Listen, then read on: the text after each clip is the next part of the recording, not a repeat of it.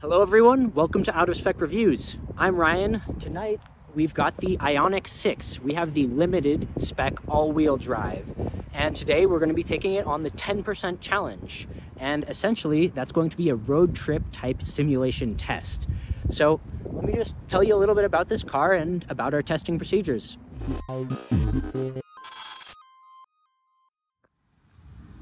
As I mentioned, this is the Ioniq 6, and this is the limited spec, which is the top trim.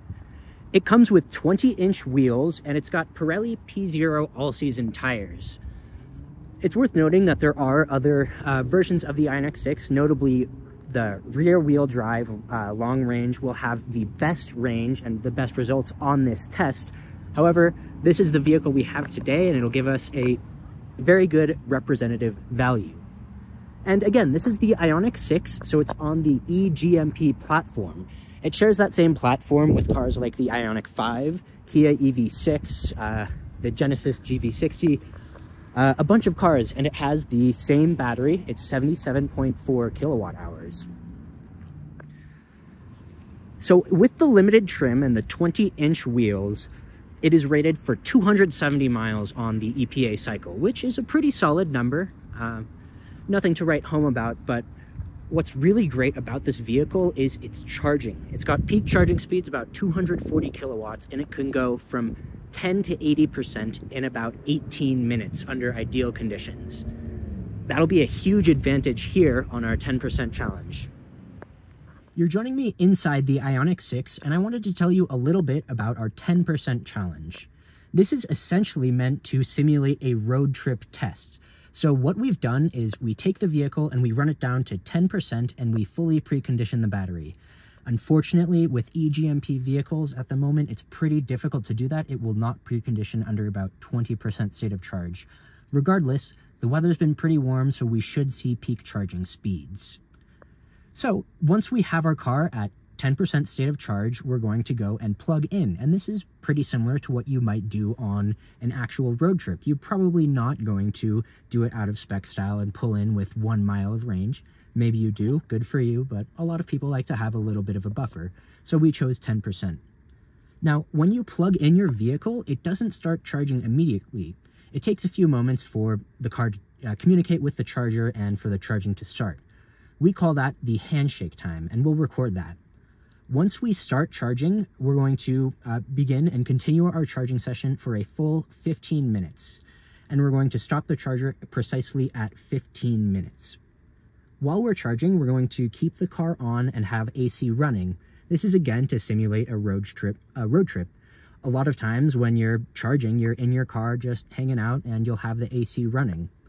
This can cause a little bit of a challenge for some vehicles because when you have the AC running in the cabin, it can use some of the energy that would have gone to conditioning the battery. So in certain circumstances, running the AC while you're in the car can slow charging slightly. However, we believe that this is pretty representative of how people actually road trip.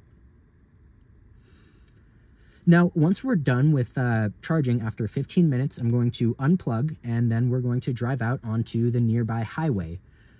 I'm going to kick it onto cruise control and set our speed limit at 80 miles per hour, and that's a GPS speed. While we're on the highway, we're going to avoid drafting other trucks. We're going to use gentle accelerations to avoid any losses. Again, these are very similar protocols that we use in our range test. Essentially, we're going to be maximizing our range. However, notably, again, in this test, we're going 80 miles an hour, and this is something that we tend to see with road trips. The plan is for us to go out onto the highway and just drive at 80 miles an hour. Once I've used approximately half of the battery that I've replenished, I'll turn around and head back to the same location.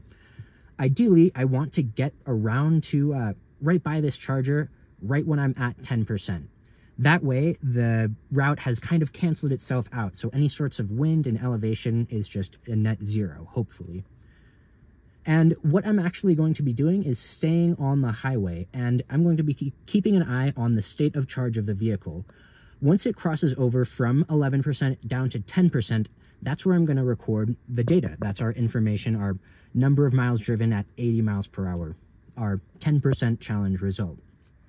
As you can see, the vehicle's at 10% state of charge, so let's go ahead and plug in the vehicle. We're at an EVgo station, and this is a nice, reliable 350 kilowatt charger. So we'll be able to get maximum charging speeds out of this unit. I'm going to go ahead, plug in, activate the charger, and record the handshake time. You guys will see me in just a few moments when we start charging.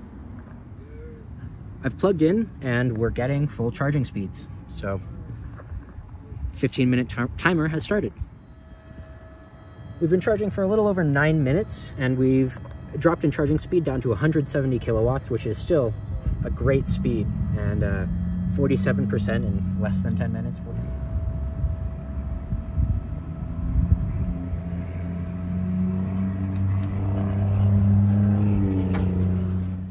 And there we are, 45.8 kilowatt hours delivered in 15 minutes. Really impressive stuff. So let's unplug and then hop onto the highway. Also wanted to show you, it's 67% state of charge, 202 miles of indicated range. And it's 70 degrees out, weather's great, pretty minimal wind. And again, with our normal testing procedures, we got climate control set to 72 with the lowest setting on auto. So we can just hop onto the highway, which is not too far from here. Folks, unfortunately, this is the point where future Ryan has to come in and let you know that I messed up. I forgot to reset the drive mode into eco setting. Now, what that does is it loosens the throttle input so it's less aggressive, and it also forces the front clutch disconnect, and that helps reduce losses and increase efficiency because we're not using the front motor. Now, under the normal drive setting, it has slightly more aggressive throttle mapping, and it does not force the front clutch disconnect. However, if it's not being used, it will disconnect that clutch. So under these conditions where I accelerated gently, drove very gently, it's very likely that the front clutch was disconnected for likely almost the whole time, if not the entire time. Additionally, I took care to accelerate and decelerate slowly, so the losses from using normal mode are probably minimized, but it's important to acknowledge that I forgot to put on eco mode, and I think we probably could have gotten a tiny bit more range, but either way, I think this is a very good result and decently representative. I'm currently merging onto the highway, and I've actually already looked to see, and 80 miles per hour indicated on the speedometer is 80 miles per hour GPS speed. What I'm doing now is just light, gentle accelerations up to that 80 miles an hour, and that's going to minimize any sorts of losses from that acceleration. As I mentioned earlier, the plan is for me to turn around once I've used about half of the range that I've replenished. Now, we left with 67%, and doing some of that math, I should turn around right around 38% state of charge. And hopefully with that, I should return close to our starting position, and right around that time, I'll be hitting 10% state of charge. I'm starting to get settled in the Ioniq 6, and I'd love to comment a little bit about what this car is like to be inside. Now, especially here at 80 miles per hour, it's a great time to really know what a car sounds like, especially with wind and tire noise, and I have to say, I'm thoroughly impressed. I've been fortunate enough to be in a lot of cars and a lot of EVs, and this is up there among some of the quietest that I've been in. Now, there are some quieter ones, some that immediately come to mind are like the Mercedes EQE AMG SUV, but that's $120,000. This is closer to $50,000. The ride is really nice. It's not sporty by any means at all. It's a little floaty, if anything, but it's really comfortable. And especially here in this limited trim, there's all the amenities you could ask for. Heated seats, heated steering wheel, ventilated seats. Of course, I'm not using those right now since that's not in our testing protocols, but it does make for a very comfortable road tripping vehicle. I've just exited the highway. I'm actually at 41% state of charge, just using regenerative brakes here to slow myself down. Nice and easy, there we go. And again, 41% state of charge, which is a bit higher than I was aiming for, which was 38%. However, the route was starting to get a little bit more congested and the speed limit changed, so I thought it would be best to loop back around and try to stay back on that road where I can stay at 80 miles an hour as much as possible. So far, it's been cruising at 80, no problems. And again, as we're turning around, we use regenerative brakes to slow ourselves down, putting energy back into the battery. And as we get back onto the highway, we're going to accelerate slowly, gently, and that's going to minimize any sorts of heat losses.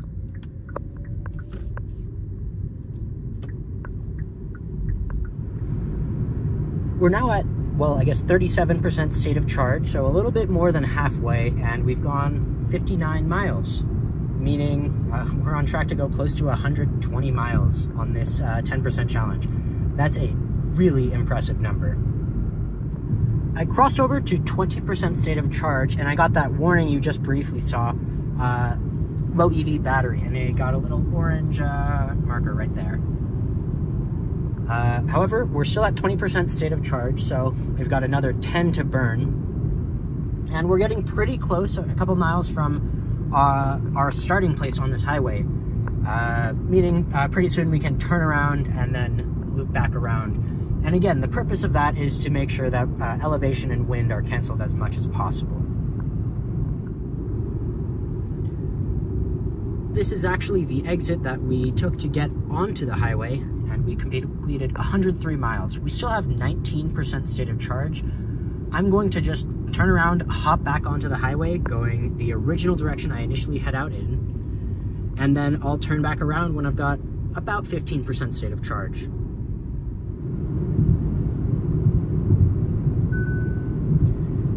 And there we go. That's crossing over to 10% state of charge. We got that warning, charge immediately. And that was 117 miles. We averaged 2.8 miles per kilowatt hour. And overall, those are really, really solid results. Well, that's a wrap for testing for right now. Let's go back and take a look at how this compares to other vehicles. 117 miles is a truly exceptional result. We have had one vehicle perform better, but that was the Porsche Taycan, which will cost close to twice as much. Again, the 117 miles is really great, and it's not just from good charging or from good efficiency. It's from both. We had the second most energy delivered after 15 minutes, and also some of the best efficiency. Of course, combining those two is a great result. Two things to keep in mind are, one, I accidentally performed this test in normal mode instead of eco mode, so it was starting on the back foot. Furthermore, we tested the limited trim of the Ioniq 6, and that's actually the least efficient model we could get. It's EPA rated to 270 miles, compared to the Ioniq 6 rear-wheel drive SE trim, which is rated for 361. So again, this is pretty much the worst possible result we could get with an Ioniq 6, and we can expect significantly better results if we looked at other trims of the Ioniq 6.